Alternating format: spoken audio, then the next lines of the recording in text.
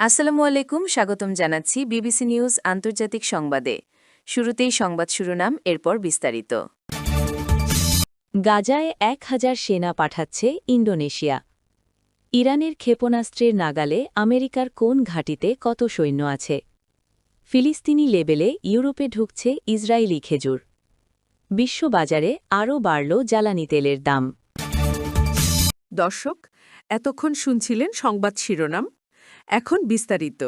আপনি যদি ইসরায়েলের ধ্বংস চান এবং মুসলিমদের পাশে থাকেন, তাহলে ভিডিওতে লাইক করে চ্যানেলটি অবশ্যই সাবস্ক্রাইব করে দিবেন এবং আপনার মূল্যবান মতামত অবশ্যই কমেন্টে লিখে জানিয়ে দিবেন। এখন বিস্তারিত। গাজায় ১,০০০ সেনা পাঠাচ্ছে ইন্দোনেশিয়া। এপ্রিলের শুরুতেই গাজায় একটি আন্তর্জাতিক শান্তিরক্ষা মিশনের অংশ হিসেবে ১,০০০ সেনা পাঠানোর প্রস্তুতি সম্পন্ন করেছে ইন্দোনেশিয়া। বিশ্বের বৃহত্তম মুসলিম প্রধান দেশটি গাজায় শান্তি প্রতিষ্ঠা এবং মানবিক সহায়তা কার্যক্রম ত্বরান্বিত করতে এই পদক্ষেপ নিয়েছে। প্রেসিডেন্ট প্রাবো সুবিয়ান্তর সরকার জানিয়েছে, গাজার পরিস্থিতি স্থিতিশীল করতে এবং যুদ্ধবিধ্বস্ত এলাকায় ত্রাণ সরবরাহ নিশ্চিত করতে এই শান্তিরক্ষী বাহিনী গুরুত্বপূর্ণ ভূমিকা পালন করবে।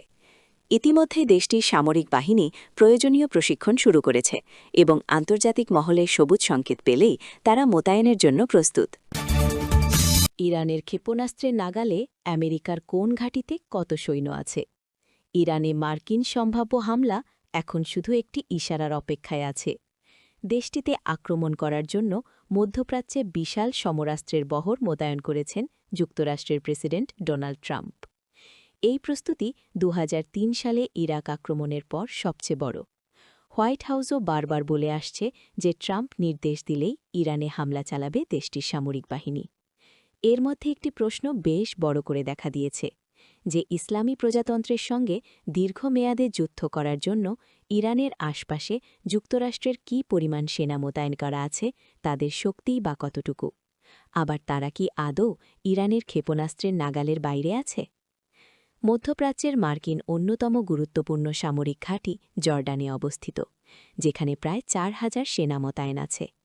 এই ঘাঁটি ইরান থেকে সবচেয়ে দূরে অবস্থিত, আকাশপথে যার দূরত্ব প্রায় ১,৫০০ কিলোমিটার। কিন্তু ইরান সর্বশেষ যে ক্ষেপণাস্ত্র প্রকাশ্যে এনেছে তা হল কাশেম বাসির, যার পাল্লা ১,৫০০ কিলোমিটার। ইতোমধ্যে এই ব্যালিস্টিক ক্ষেপণাস্ত্র দিয়ে গত বছরের জুনের ১২ দিনের যুদ্ধে ইসরায়েলের সফলভাবে হামলা চালিয়ে এর সক্ষমতা পরীক্ষা করে নিয়েছে তেহরান। এছাড়া খোররাদ শহর ৪ ক্ষেপণাস্ত্র প্রায় একই পাল্লার, যা জর্ডান পার হয়ে ইসরায়েলে আঘাত হানতে সক্ষম বলে ইতোমধ্যে প্রমাণ হয়েছে। এরই বাইরে ইরানের কাছে ১০,০০০ কিলোমিটার পাল্লার ক্ষেপণাস্ত্র আছে বলে বারবার হুমকি দিয়ে আসছে দেশটি। এই দাবি সত্য না হলেও জর্ডানের ঘাঁটি ইরানি ক্ষেপণাস্ত্রের নাগালের বাইরে নয়। এ কারণেই ইরান বরাবরই বলে আসছে যে আমেরিকা আগ্রাসন চালালে মধ্যপ্রাচ্যে মার্কিন কোনো ঘাঁটি অক্ষত থাকবে না। মধ্যপ্রাচ্যে মার্কিন কোন ঘাঁটিটি কত সৈন্য আছে? ওয়াশিংটন কঠোর বাগাড়ম্বরপূর্ণ বক্তব্য ও ইরানের বিরুদ্ধে হামলার হুমকি দিচ্ছে। তেহরান সেই সঙ্গে এর কিছু মিত্রগোষ্ঠী পাল্টা হুমকি দিয়েছে যে কোনো হামলার ঘটনায় এই অঞ্চলের মার্কিন ঘাঁটিগুলোতে প্রতিশোধমূলক হামলা চালাবে। সাম্প্রতিক সপ্তাহগুলোতে নতুন শক্তি বৃদ্ধি মোতায়েন করা ছাড়াও মধ্যপ্রাচ্যে ইতোমধ্যে হাজার হাজার আমেরিকান সৈন্য এবং গুরুত্বপূর্ণ বিমান, নৌ ও প্রশিক্ষণ ঘাঁটি আছে। কাউন্সিল অন ফরেন রিলেশনস অনুসারে মধ্যপ্রাচ্য জুড়ে যুক্তরাষ্ট্রের অন্তত ১৯টি ঘাঁটি আছে, যার মধ্যে ৮টি স্থায়ী ঘাঁটি হিসাবে বিবেচিত হয়। বাহরাইন, মিশর, ইরাক, ইসরায়েল, জর্ডান, কুয়েত, কাতার, সৌদি আরব, সিরিয়া, ওমান ও সংযুক্ত আরব আমিরাতে এর সামরিক উপস্থিতি আছে। তুরস্ক এবং জিবুতিতে যুক্তরাষ্ট্র বড় সামরিক ঘাঁটি রক্ষণাবেক্ষণ করে, যা বিভিন্ন আঞ্চলিক কমান্ডে কাজ করে, কিন্তু মধ্যপ্রাচ্যের কার্যকলাপে অবদান রাখে না। বাহরাইন ৯,০০০ আমেরিকান সৈন্য আছে হল মার্কিন নৌবাহিনীর ৫ম নৌবহরের সদর দপ্তর, যার দায়িত্বে আছে পারস্য উপসাগর, লোহিত সাগর, আরব সাগর ও ভারত মহাসাগরের কিছু অংশ। কাতারের দোহার উপকণ্ঠে মরুভূমিতে অবস্থিত আল উদেদ বিমান ঘাঁটি হল মার্কিন সেন্ট্রাল কমান্ড, যা সেন্টকম নামেও পরিচিত, এর কৌশলগত সদর দপ্তর। সেন্টকমের দায়িত্বের এলাকা কেবল মধ্যপ্রাচ্যই নয়, মধ্য ও দক্ষিণ এশিয়ার কিছু অংশও অন্তর্ভুক্ত। আল উদেদ হল এই অঞ্চলের বৃহত্তম আমেরিকান ঘাঁটি, যেখানে প্রায় ১০,০০০ সৈন্য আছে। এদিকে কুয়েতে ক্যাম্প আরিফজান আছে। এটি হল ইউএস আর্মি সেন্ট্রালের কৌশলগত বা ফরওয়ার্ড সদর দপ্তরের নাম। এটি একটি সামরিক গঠন যা সেন্টকমের সেনা অংশ হিসেবে কাজ করে। আলী আল সালেম বিমানঘাঁটি, যা তার বিচ্ছিন্ন পরিবেশের জন্য দ্য রক নামে পরিচিত, সেটিও ইরাকি সীমান্তের কাছে কুয়েটে অবস্থিত। আরেকটি কুয়েটি ঘাঁটি হল ক্যাম্প বোরিং, যা ইরাক এবং সিরিয়াগামী ইউনিটগুলোর জন্য একটি স্টেজ করার স্থান হিসেবে ব্যবহৃত হয়েছে। সব মিলিয়ে প্রায় ১৩,৫০০ মার্কিন সৈন্য কুয়েটে মোতায়েন আছে। সংযুক্ত আরব আমিরাত ৩,৫০০ মার্কিন সৈন্যের আবাসস্থল, সেই সঙ্গে আল ধাফরা বিমান ঘাঁটিরও, যা ওয়াশিংটন এবং আমিরাতের মধ্যে ভাগ করে নেওয়া একটি স্থান। এটি আল ধাফরা বিমান ঘাঁটি ইসলামিক স্টেট বা আইএস বিরোধী অভিযানে এবং এই অঞ্চলে গোয়েন্দা নজরদারি মিশনে ব্যবহৃত হয়েছে।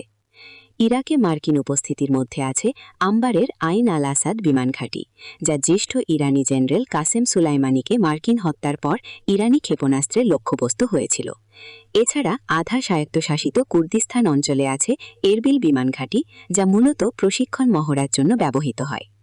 সৌদি আরবে প্রায় ২,৭০০ মার্কিন সৈন্য মোতায়েন আছে, যারা আকাশপথ ও ক্ষেপণাস্ত্র প্রতিরক্ষা সক্ষমতা প্রদান করে। রাজধানী রিয়াদের কাছে অবস্থিত প্রিন্স সুলতান বিমান ঘাঁটি একটি প্রধান বিমান শক্তি কেন্দ্র, যেখানে প্যাট্রিয়ট ক্ষেপণাস্ত্র ব্যাটারি সহ বিভিন্ন সামরিক সরঞ্জাম আছে। লেবানন অঞ্চলে অভিযানের জন্য জর্ডানের আজরাকে অবস্থিত মুয়াফাক সালতি বিমান ঘাঁটি হল প্রধান কেন্দ্র। এখানে যুক্তরাষ্ট্রের ৩৩২তম এয়ার এক্সপেডিশনারি উইং অবস্থান করে।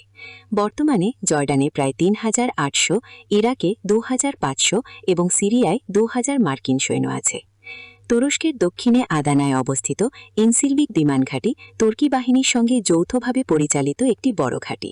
জানা গেছে এই ঘাঁটিতে মার্কিন পারমাণবিক অস্ত্র মজুদ আছে।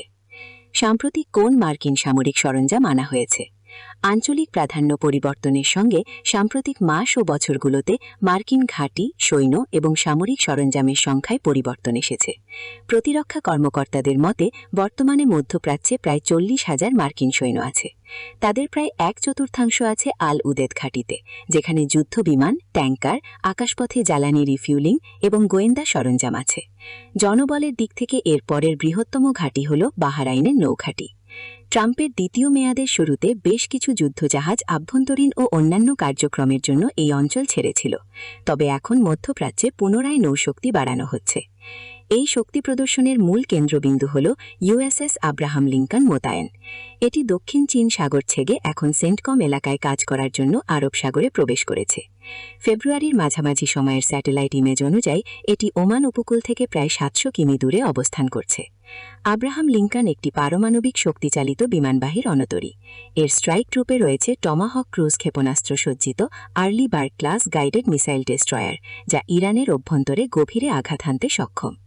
ইউএসএস আব্রাহাম লিঙ্কনে ৫,৬৮০ জন ক্রু সদস্য আছেন। এই জাহাজটি ওই অঞ্চলে আগে থেকেই অবস্থানরত নৌপাহারায় যোগ দিচ্ছে, যার মধ্যে সেন্টকম এলাকায় ইউএসএস ম্যাকফল ও ইউএসএস মিটসার এবং ভূমধ্যসাগরে ইউএসএস রুজভেল্ট আছে।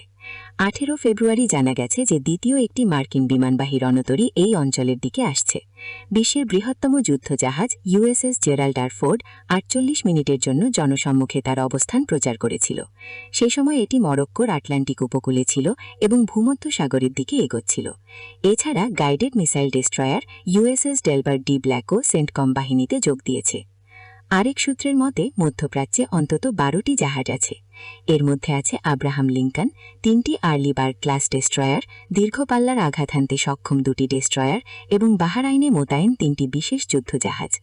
আরও ২টি ডেস্ট্রয়ার গ্রিসের সুদা বে ঘাঁটির কাছে এবং একটি লোহিত সাগরে শনাক্ত হয়েছে। তবে শুধু নৌশক্তিই নয়, বিমানও এই অঞ্চলে আসছে। ফ্লাইট ট্র্যাকার অনুযায়ী ইলেকট্রনিক নিঃসরণ পর্যবেক্ষণ এবং রাডার ও যোগাযোগ ব্যবস্থা ট্র্যাকিংয়ে বিশেষায়িত RC-135W রিভেট জয়েন্ট বিমান সাম্প্রতিক দিনগুলোতে কাতারে অবতরণ করেছে। ইসরায়েলি গণমাধ্যমও ইরানের আঘাত হানার দূরত্বের মধ্যে মার্কিন বাহিনী ও সরঞ্জাম মোতায়েনের খবর দিয়েছে। ইসরায়েলের চ্যানেল 13 জানায় নৌসারার পাশাপাশি মার্কিন সামরিক বাহিনী তাদের স্থলভিত্তিক প্রতিরক্ষা জোরদার করার প্রস্তুতি নিচ্ছে, যেখানে আগামী কয়েক দিনের মধ্যে একটি থার্ড ক্ষেপণাস্ত্র প্রতিরক্ষা ব্যাটারি পৌঁছানোর কথা আছে।